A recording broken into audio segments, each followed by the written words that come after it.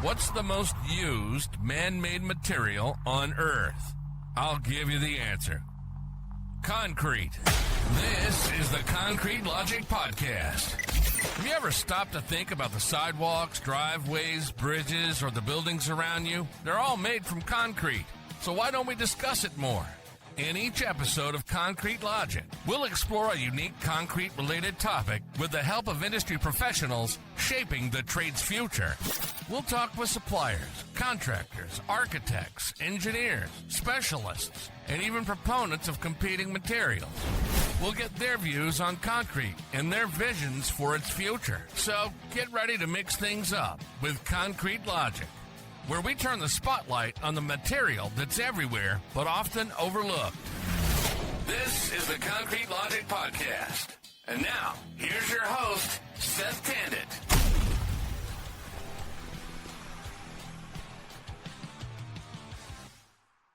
Welcome to another episode of the Concrete Logic Podcast, and today I have a special guest, a guest that's been requested numerous times.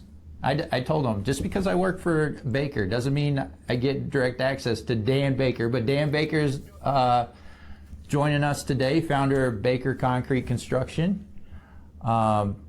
Baker was just recently, again, for the 17th year in a row, named the largest concrete contractor in the nation by ENR. And we're Baker, I like to say we because I work for Baker. We have 25 offices over the country, and now I said 8,000 employees, but Dan corrected me and said it's probably a little bit more than 8,000 employees now. Co-workers, we call them. Co-workers, yes, sir.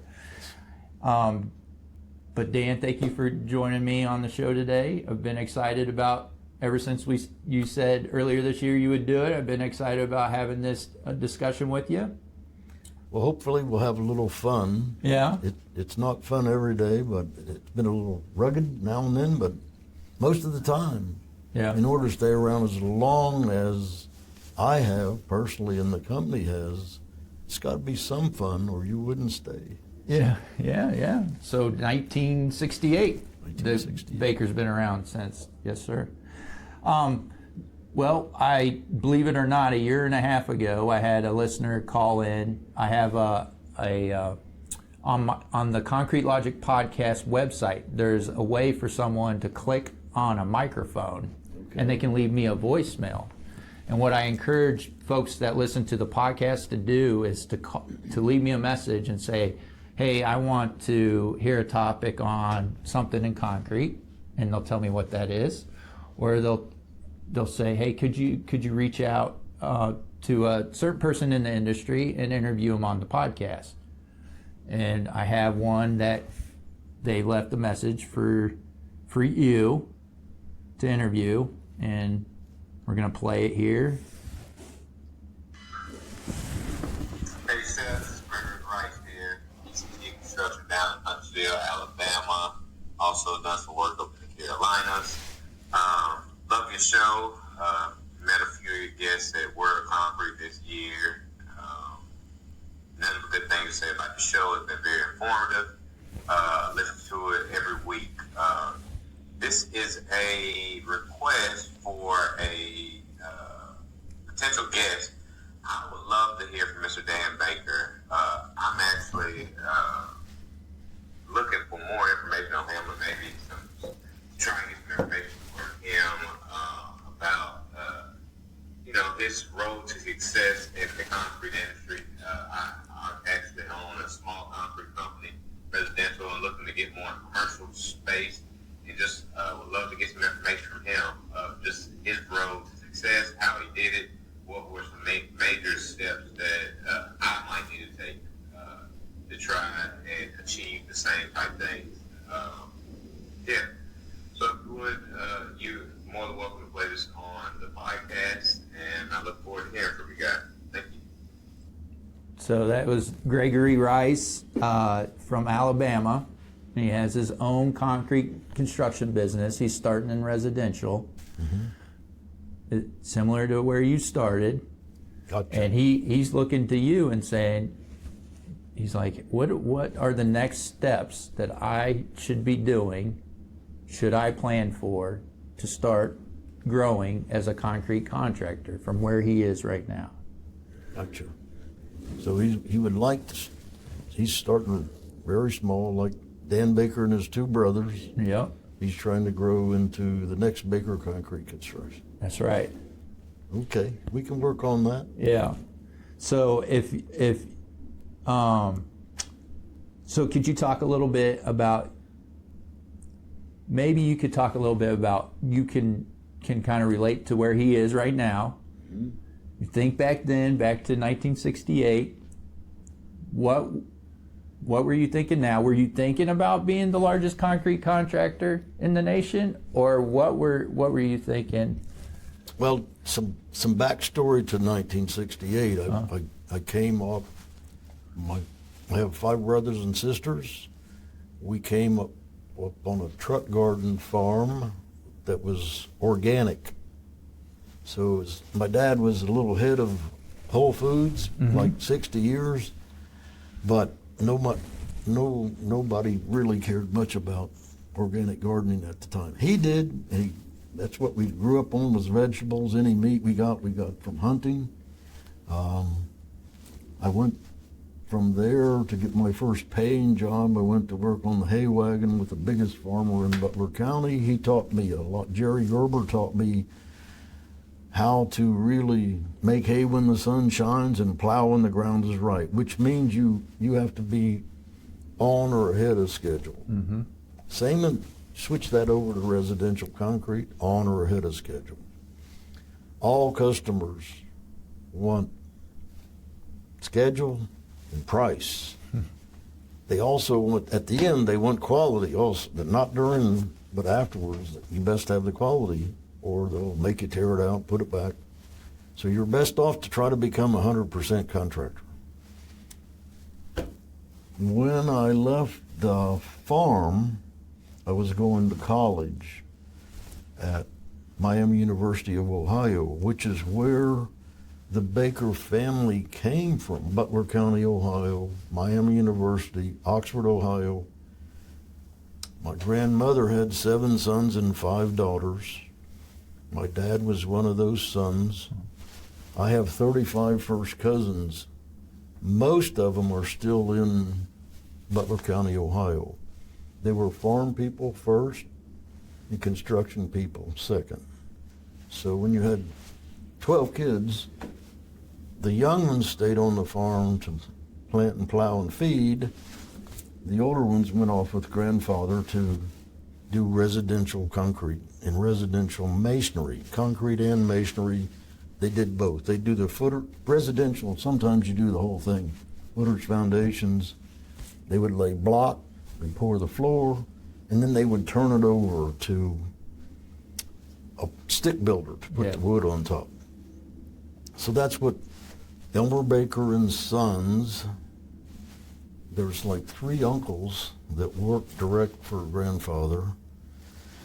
But as a lot of brothers, they didn't necessarily get along, so they split, and pretty soon there's 2 companies, and pretty soon there's 3 companies. And so when I went to college, I left the farm, and I was going to go to Armco Steel to try to be an industrial engineer or industrial tech and get me a suit and tie and buy a Mustang. The Mustang was the big deal, so I wanted to get a Mustang. That was really, didn't think about doing high-rise or industrial. So in order to get my tuition paid, I still needed to work. So I worked side by side with my grandfather, who was 75 and I was 18. And I did intern with Armco Steel one summer, but it was such a terrible place to work. It was just really, the company and the union hated each other. They were sandbagging, subterfuge, sabotage. I couldn't stand the place, so I didn't really, that turned my head away from industrial engineering, and I really enjoyed working side by side with my grandfather. Mm-hmm. I was a pretty good laborer first. Finally, I got to finish a little concrete or learn, but they didn't pay me to learn. They paid, as a laborer, I'll take care of you, but when the concrete's down, you're off the clock. Well, I wasn't old enough to drive away. I didn't have any license or any car, so they'd say, if you want to learn to finish, you just play around on the side with the guys next to you. So I did that. Grandfather came one day and said, put that boy out there on knee boards and get those pipes and drains. Because I was lighter, you know, maybe 80 pounds or 90 pounds or something. And I did pretty good, I guess. He said, put him back on the payroll. So that's how I learned over time, side by side with him and my uncles, on how to place and finish concrete. Also, I learned how to mix mortar with a hoe, with, you know, the little mortar hoe with the holes in it. Yeah. Big mortar box, 4 bags at a time. I never did learn how to lay block or brick or stone, but I learned how to mud the wall and mud the ears. The deal was, if you could keep the mud boards full, you'd get up on the scaffold and learn a little bit. So I tried to get to learn how to lay, but they said, you're a college boy, we're not teaching you that. We're teaching your cousins how to do it, but you're just a good laborer. So I learned to be a good laborer. February 1968, well, 1967, my grandfather could not work with the tools anymore, and he said, I'm hanging it up. And I didn't want him to do that. I said, well, you get to work and I'll build the work. He didn't want to do that. So I went off to work for another outfit. Mm-hmm. We got busy. He said, do you know any more good help? And I said, 2 younger brothers, and they came. So I was a sophomore at Miami. Jim was a freshman at Miami. Ken was still a senior in high school. And we worked all summer and into the winter, in between classes and on weekends. The man decides he's going to cut our money, and we heard about that. So I called a little brotherly meeting, the 3 of us, and I said, you know, the man's going to cut our money tomorrow. Yes. What are we going to do? I said, we're going into business for ourselves. Ken, the youngest, said, Dan, look out the window. It's snowing, the ground is frozen. How are we going to get any work? I said, I don't know, but I'm leaving. You can stay if you want. Jim says, no, I'm going too. Ken's, okay, so we go into the room the next morning. He decides he's cutting our money, 50 cents on the hour. I stood up and said, we quit. He said, you're fired. Your 2 brothers can stay. They both got up and said, no, we all go. He said, what are you going to do now? I said, we're going into business for ourselves. He said, you'll eat snowballs this winter. I said, well, that won't be nothing new. We've eaten snowballs all our life. So we left. The first job we got was not a concrete job. It was an excavation job. There were mounds of topsoil. The builder had built a house in the woods and dumped topsoil, and it froze. It was still frozen. He said, if you will take your spud bars and picks and shovels and spread that dirt, I'll give you $200. Shake hands. Luckily that spring, the Chinook wind came out of the northwest and thawed the ground quicker, so we got to start earlier. And we did have some residential driveways, patios, and sidewalks. The slabs were mostly in on these flat houses.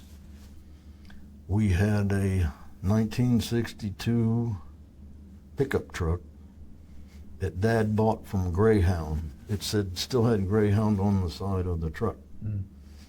And it really wouldn't start with a key. You had to park it on a hill and roll it down and get the engine to start. So one truck from 3 brothers, and we had our tools, bags and tools and a bow float.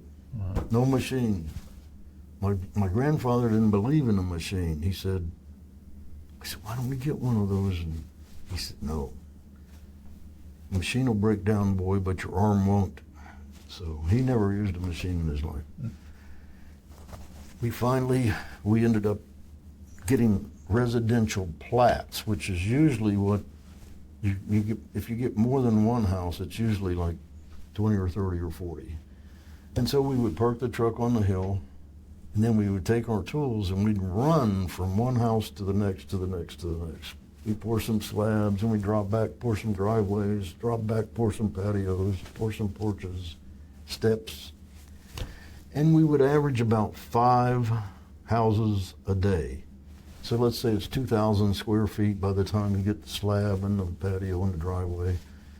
We'd do about 10,000 feet a day with 3 brothers and a couple other young kids, younger than us. One was 14 years old. His name was Randy Hicks. And we also had to spread the gravel before we had to prep the slabs before we poured them. So gravel, then you put down viscoline, you put down mesh.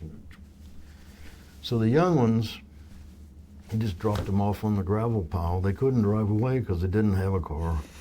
And they would spread that gravel, and they best be done by the time we got back to pick them up.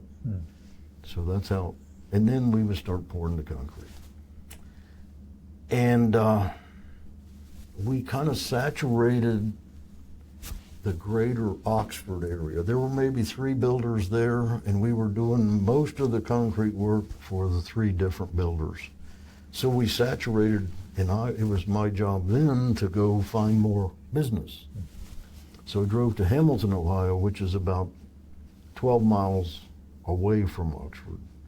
I saw this great big A-frame house in the woods, and I thought, wow, that's a unique house. If we could get the concrete on that, we could kind of parlay off of it or market or develop business from that. So I went back there, and there was a guy laying a stone wall, and I said, my name's Dan Baker. I'd like to know how to get the concrete work on this house. He said, where are you from? I said, I'm from Oxford, Ohio. He said, you any kin to Elmer Baker? I said, yes, he's my grandfather. He said, He said, well, my slabs are done. My slabs are done. So the guy that was laying the stone wall was also the owner of the house. And it turns out the Great Spirit was looking out over us. He was also a general contractor, light commercial, light industrial. In Ohio in those days, in 68, 69, 70, right around there, all light commercial, light industrial was union. So anyway, he said, have you ever done exposed aggregate? And I said, yes, sir. He said, well, how would you go about charging me for that? I said, well, my brothers and I will come to do the patio, and we'll place it and finish it. You buy the concrete, and when we're done, if you don't like it, we'll tear it out and pay for the concrete. He said, that sounds like a pretty good idea. He says, okay, we'll get that done. We ran back to the library and tried to, there was no Google. We couldn't Google exposed aggregate. No, we really hadn't done it before. You fibbed. Yeah, I fibbed a little bit, stretched the truth.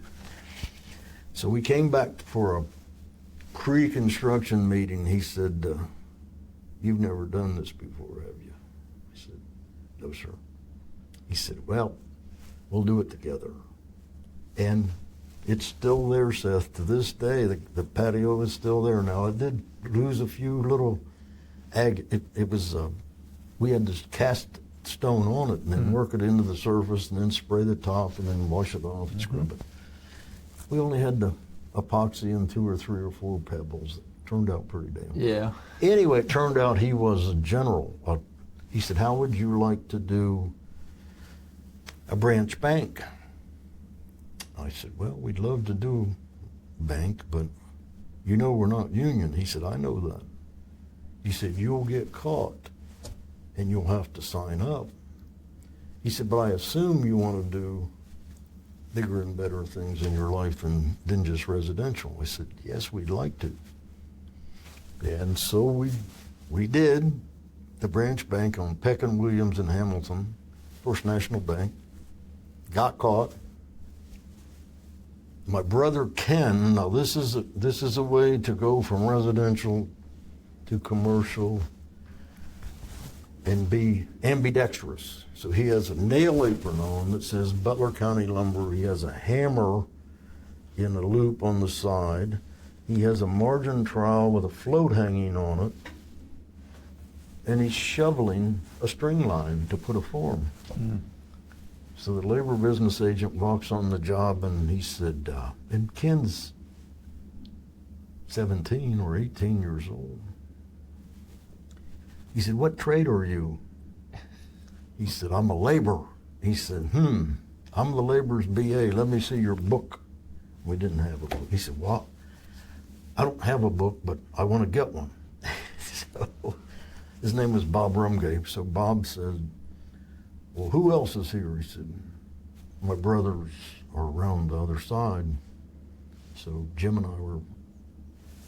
So he tried to make us all laborers, and I said, well, we can't be laborers because two of us got to be finishers. He said, well, you're going to have to go sign up. And we went to Cincinnati, and the finishers would not let us in the Cincinnati local. So we went to Dayton and booked in and then transferred. They can't stop you from transferring your book. Okay. So we did that. Anyway, we still were doing residential and light commercial, light industrial for Bob Gebhardt. Then a couple other contractors saw these kids working for Gebhardt, and they said, union? Yeah. So we got a couple more jobs in Butler County, and then pretty soon, the first major job we got in downtown Cincinnati was from Dugan and Myers, which is a company that we now is a member of our consortium. Mm-hmm. So Fran Dugan gave us our first, what we called in those days, high-rise, which was like a 25-story building in downtown Cincinnati. Wow. What was the tallest building before that you did? Oh, well, that was the first thing over 2 stories. A couple schools was 2 or 3 stories, but then it was this 25-story, and we just did the pumping, placing, and finishing. We didn't do forms, we didn't do resteel. Okay. But that's how we crossed over into like commercial, light industrial. And then I'll stop when we get to the Turner story. Turner basically liked our work as mud people. They decided in about 1978, 6 years or 10 years after we'd been mud only, we started to do total package with Turner. Mm. They asked us one day if we would bid a total footer, foundation, and floor package. And I said, well, we really don't know how to set forms. And they said, well, we'll teach you. And we'll give you the men that would have run it for us if we were still going to do our own. So they did. They gave us Carl Kelly, Joe Grimmelsman, Mike Manns, Fred Terhar, 4 or 5 field superintendents that built buildings for them. The Kelly family still is at Baker. So there was Carl Kelly, then Mark Kelly that's still here. Yeah, industrial. Yeah. Then there's 3 Kellys. Sean, yeah.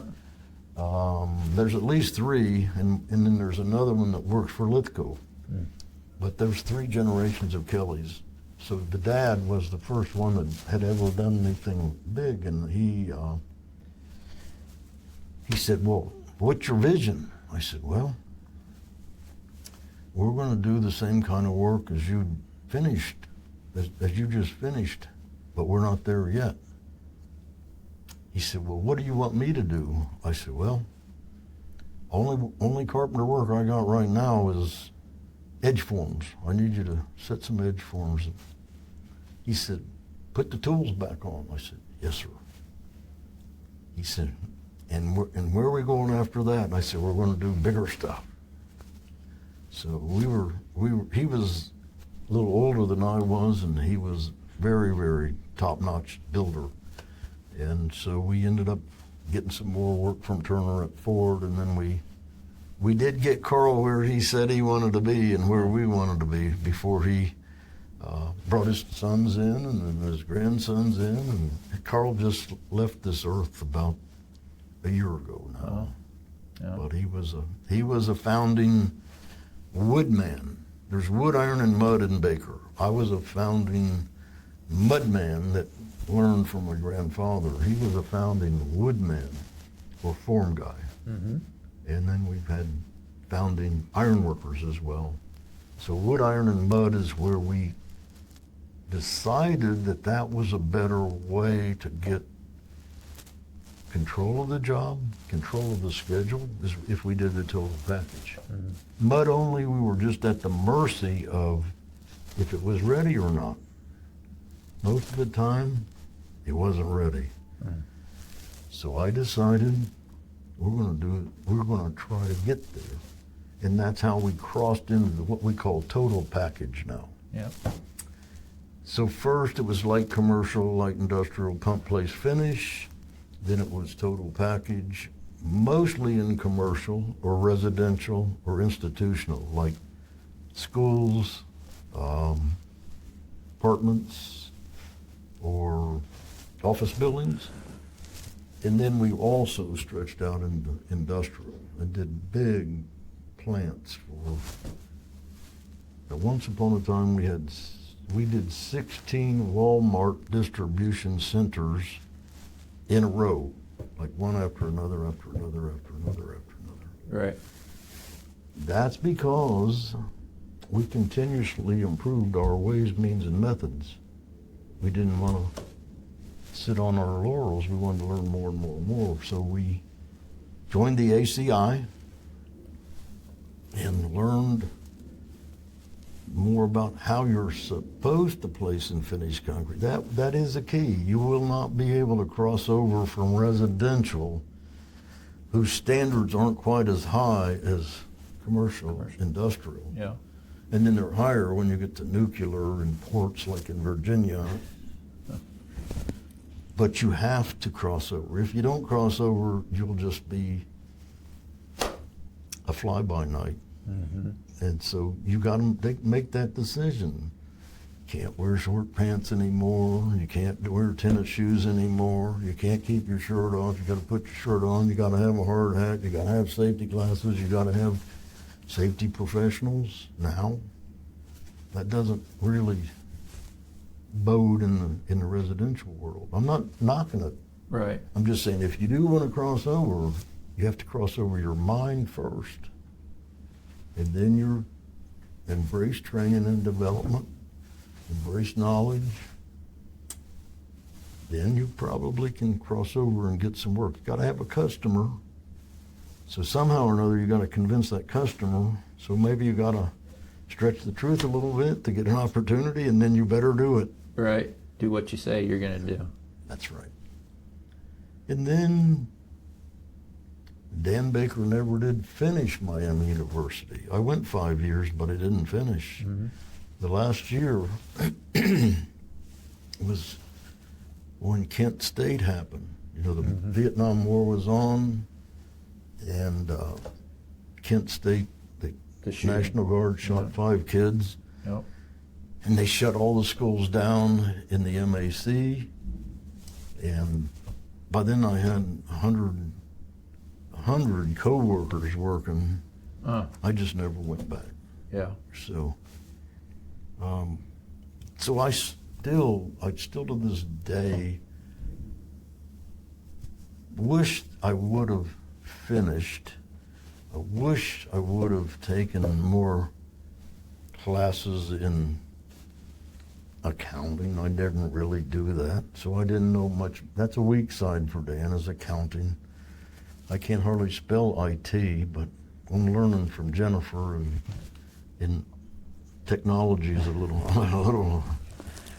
Nowadays, I think it's good to embrace BIM. It's good to embrace CRM. It's good to embrace data. If you're gonna scale it, you got to have data. You got to have data. You got to have guidelines. You got to know what I call templated allotment.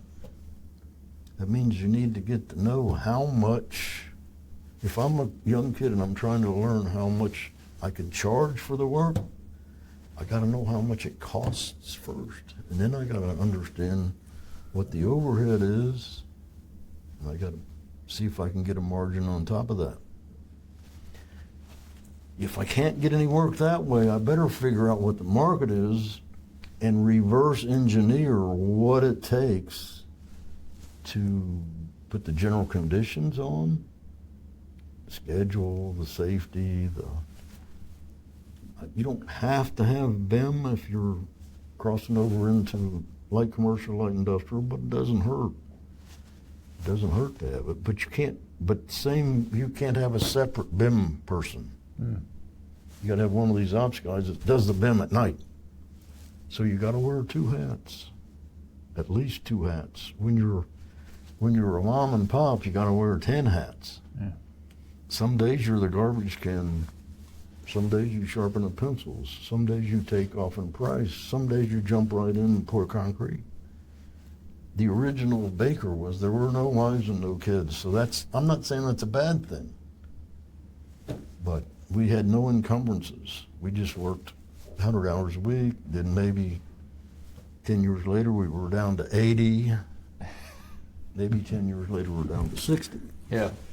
I'm still 60. So really, instead of 78, I'm really 120 in working years. Right. Now today I'm on your show and talking to you about. So this is kind of work, but it's kind of fun work to talk to you about where we came Your from. journey, yeah.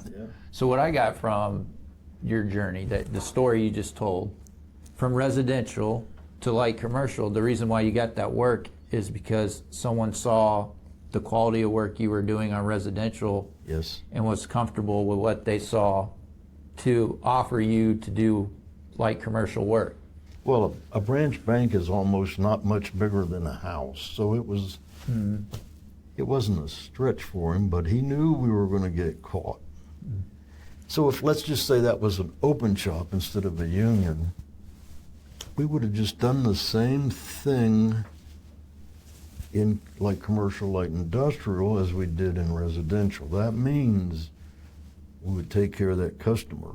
If we said we're going to do this as per plans and specs, then we had to keep our word. We were too young to be able to bullshit them. If we didn't do it right, we better tear it out and put it back and pay for it.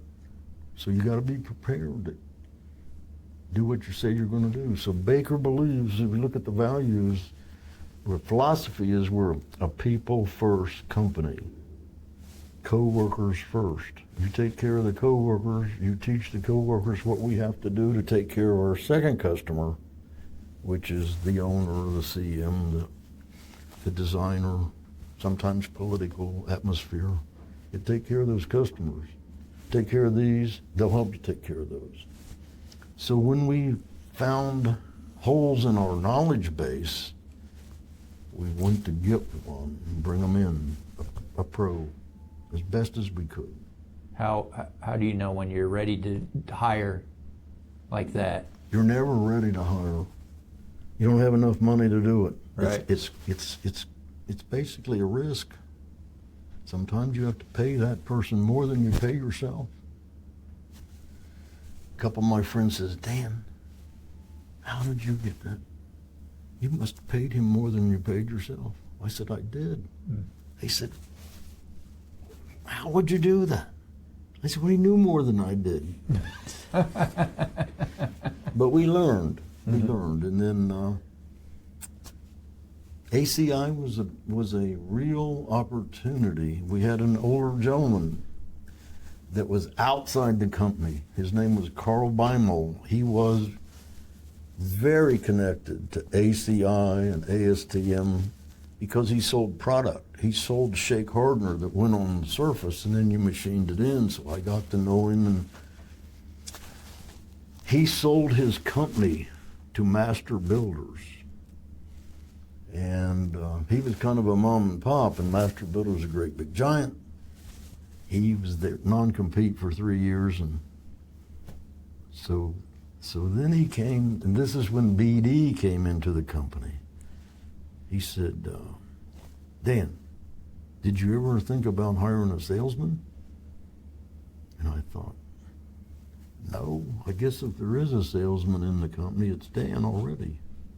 So we don't have a salesman. We have a finisher that takes off in prices at night and knocks on the doors and sells stuff. That's me.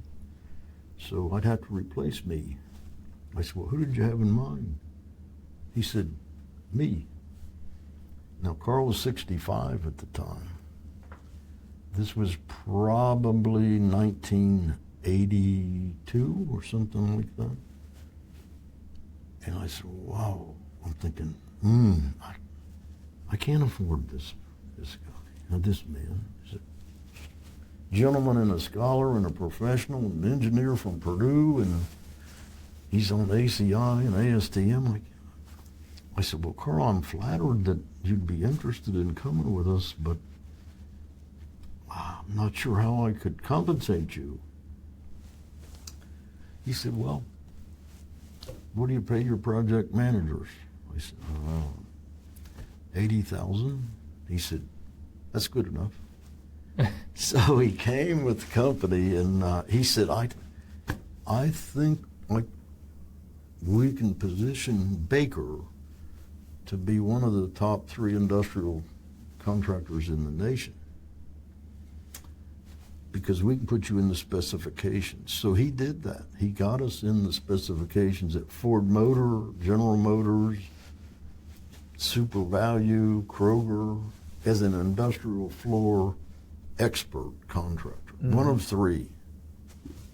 He got it done. That helped us stretch out.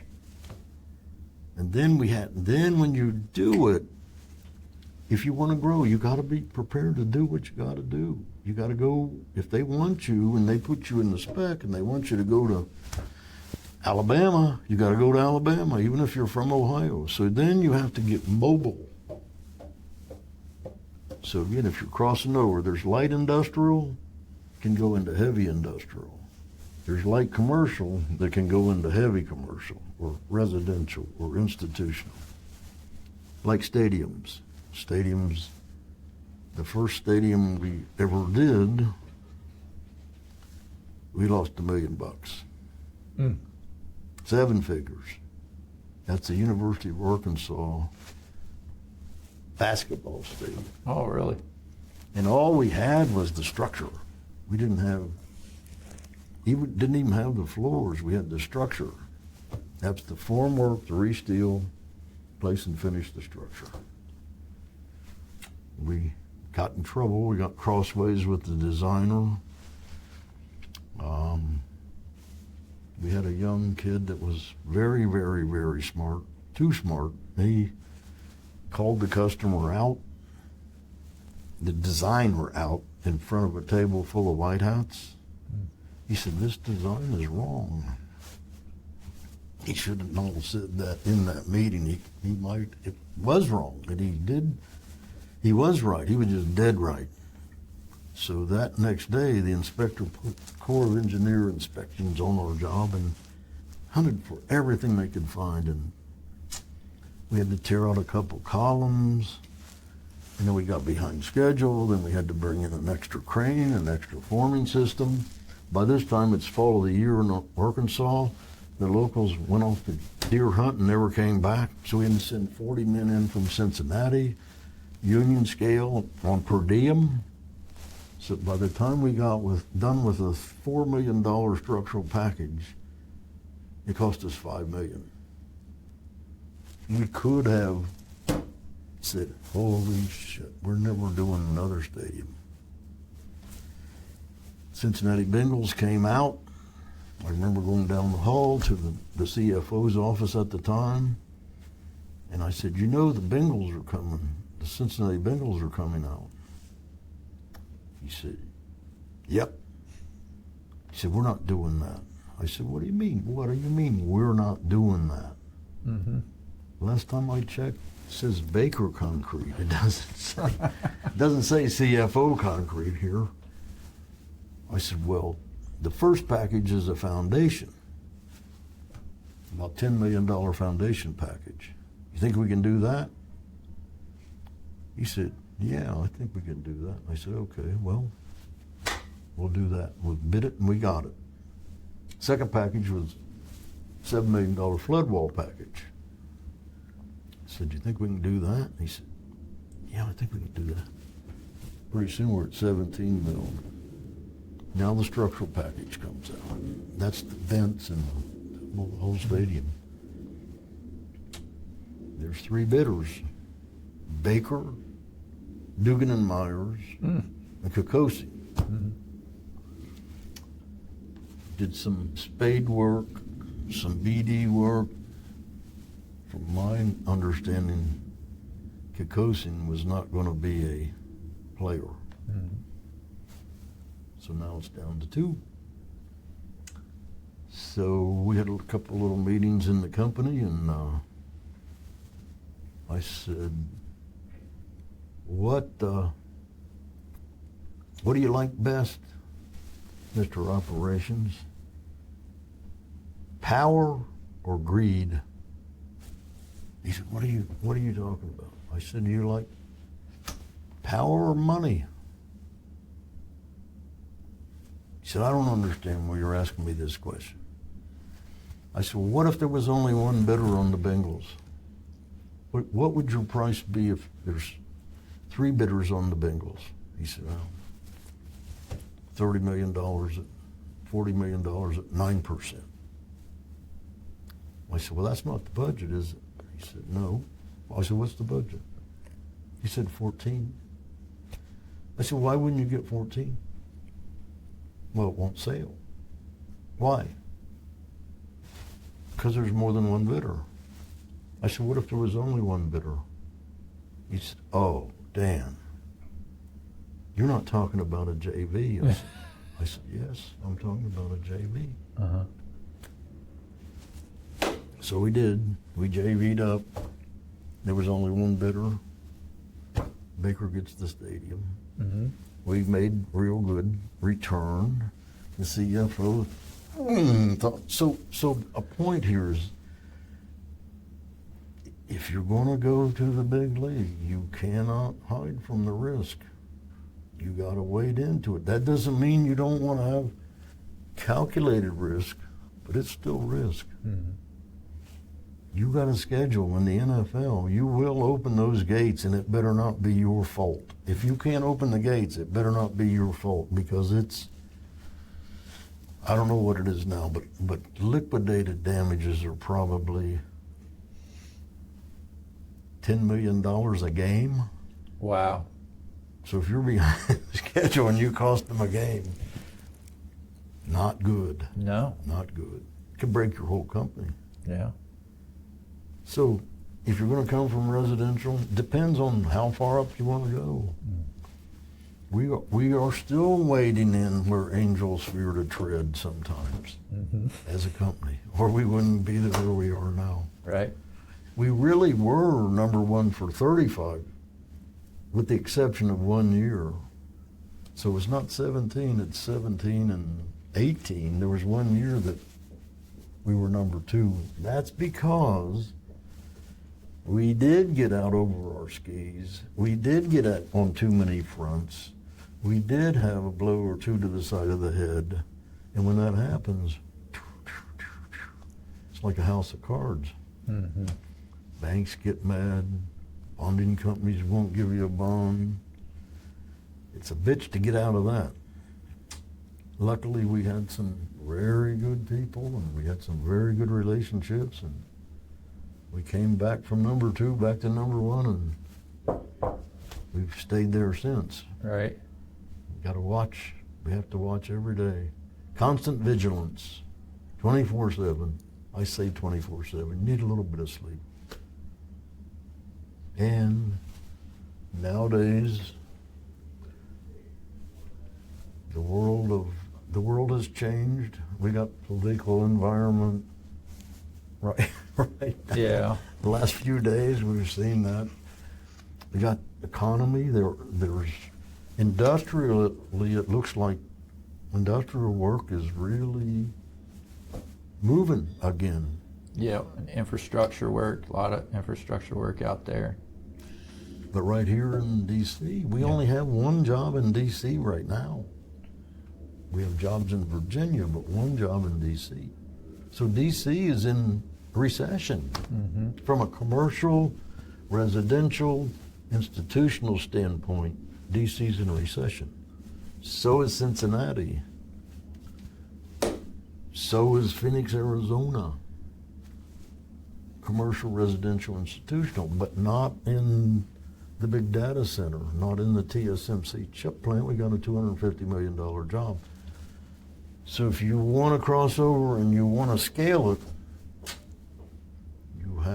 you have to be 24. Somebody's got to be 24/7. Maybe not everybody in the whole bell curve of talent. Yeah. Some people do get to go home and see the baby's mother or father. Some people don't. Mm-hmm. Some people have to go where needed, when needed, stay for a while. So daily balance of life is not in my own personal wheelhouse. It's periodic balance of life. Mm-hmm. I like to work hard. And then when I get a chance to go up the mountain and go after a Dow sheep, that's a vacation to Dan. Right. It's not a not a vacation to everybody. Uh-huh. You were saying about folks having to. Some folks get to come home at night. Some folks don't. So you got to travel to where the work is. Yeah, number one, you got to take care of that customer. If you want repeat business, if the customer needs you to go somewhere, you got to go, or you got to explain to them why you can't. Mm-hmm. If you just say, no, I'm not going, they remember that the next time out. Or if they're in a tight, you're in a tight. You might as well look at it that way, because you are. Best thing to do is don't let anything bad happen to the customer. Get out ahead of it. Think ahead, plan ahead, organize ahead. Anticipate rocks in the road. Have an auxiliary plan if you get a typhoon or a hurricane or earthquake or something. In Florida, every freaking job says, oh, we got delayed. There was water in the hole. Guess what? There's water in every hole in Florida. Oh, there's wind in the air. Guess what? There's wind in the air Yes, there's such a thing as too much, like a hurricane, like 5 hurricanes in 1 year. That would probably get you off the hook. Mm-hmm. But 1 hurricane, that ain't going to get you off the hook. You either knew or should have known. That's the way they think about it. If you're the largest concrete contractor in the nation and you've been there, they expect you either knew or should have known.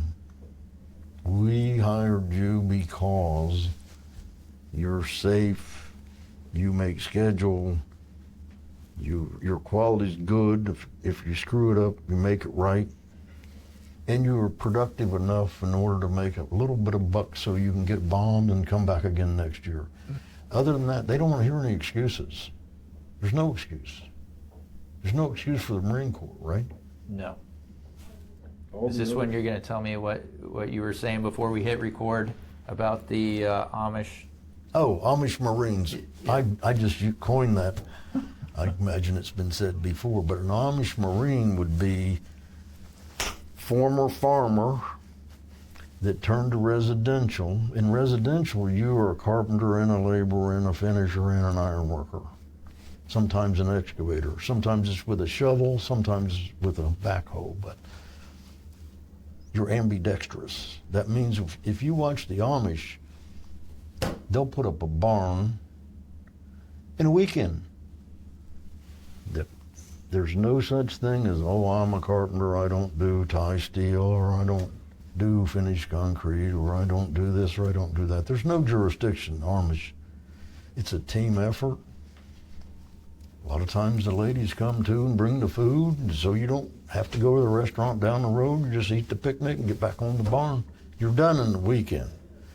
A regular crew take, oh, I got to bring in the foundation guy. Oh, I got to bring in the roofer. Oh, I got to bring in the form guy and the re-steel guy and the Amish get it done in half the time with half the amount of people.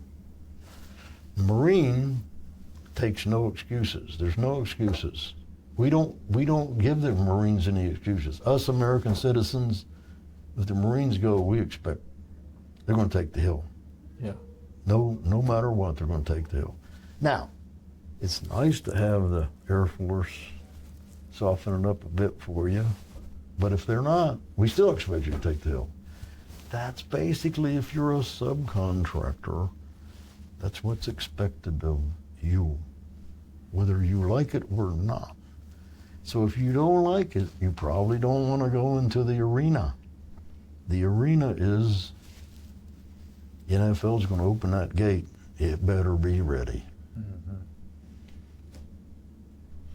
Well, I think if we were to sum up everything that you've talked about, which was, there's a lot of tidbits that you can pull out of there for someone that's starting in Gregory's level, yes, the residential level. But I think what we talk about here at Baker all the time is people honor grit. I think if you followed those three things, and I think that's a good summary of what you're saying. You got to have the right people, honor what you say you said you're going to do, and have the grit to do it. True. Yeah. So, people, if you look back at Baker, there was no money. We had zero equity. We started with $500, I think. I don't remember exactly. I said I had $250 and my baby brothers had $125 apiece. Somewhere around there, that's all we had to start. No bank, no bond. The only way that Baker could get where they got is with people. We were also too young for anybody to really give you much of a chance. And if you did screw up, you better make it right. Even if it cost you, even if you couldn't eat that week, you better make it right. Yeah. So that you get repeat business. You can't scale it if you can't get repeat business. You got to treat the people the way you want to be treated. That's the biblical golden rule. Don't ask a man to do anything you wouldn't do yourself. Now I have to ask people to do IT because I can't do it myself. But I'm willing to learn. I'm willing to learn. But you gotta hire the people to do the things that you don't know. That's what I'm getting from your story. Is you've hired key people. Yes. From the Turner's asking you to do form work. You didn't have the knowledge, so you hired the right folks to do that. Yep. And we had enough of a relationship. They wanted to help us. They didn't want to do it anymore themselves. They wanted to help us do it. Now they're getting back into it. I don't know. They can't decide if they're what I don't know. We got some clients out there that try to do what we do.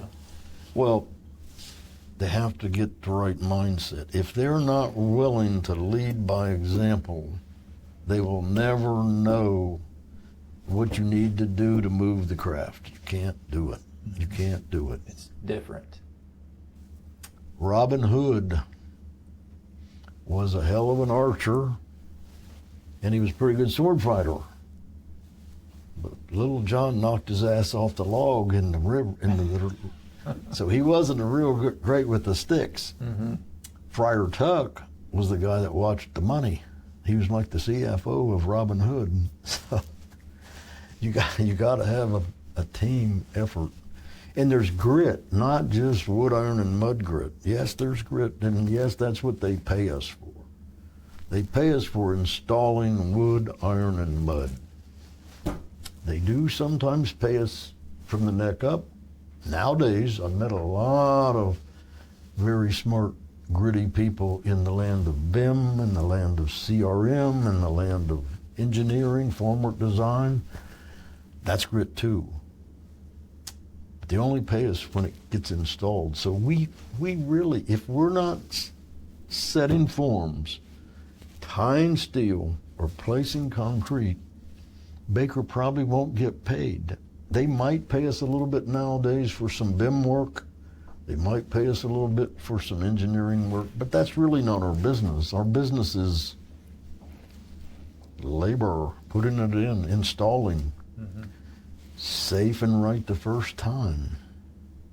Any other way, knock you back. Yeah. 3 steps forward, 2 steps back. We'd rather just take 3 steps forward and keep on going, but occasionally we have to do a post-mortem, do an engaging review of the project. It's not just a PFSR, a project financial status report. An engaging review is, let's just talk about high-rise. You start up as high as you can get, and you walk down the floors. You get a feel for the morale of the men on the job. You get a feel for the quality, what you think the punch list is going to be. You get a feel for the schedule pretty damn quick, because the customer will tell you if you're behind schedule or not. And you start looking at the material. How are we doing as budgeted, as built? Well, if you're running over 1,000 cubic yards, there's something wrong. You go to the trailer and meet the customer. If the customer is happy, they will say good things about your people. If the customer's not happy, they're glad to see the old man come on the job because they want to tell them how bad they were doing. So it's always good to do an engaging review. Every job, doesn't matter. If you're residential and you want to move, post-mortem is a very smart thing. How did we do so good at this? Let's do some more. How did we do this? If we had it to do over again, what would we do different? One, we'd get a truck that the key turns so you can drive instead of rolling it down the hill. Because running from house to house to house is not as efficient as moving down the street. Yeah. Those kinds of things you pick up and try to incorporate. There's plenty of mistakes to make every day. Just try not to make the same ones twice, and you'll be in pretty good shape. There you go. Well, I think we'll pause for today. Yeah. Hopefully you enjoyed doing this. I did. And we can do it again. Or Carl would be another good one to bring. We'll ask Carl. Or Kenny. Mr. Fender. Yeah, he was here since he was a baby 35 years ago. Yeah. Well, I appreciate your time today. And like I said, hopefully we'll do something like this again. And until next time, let's keep it concrete.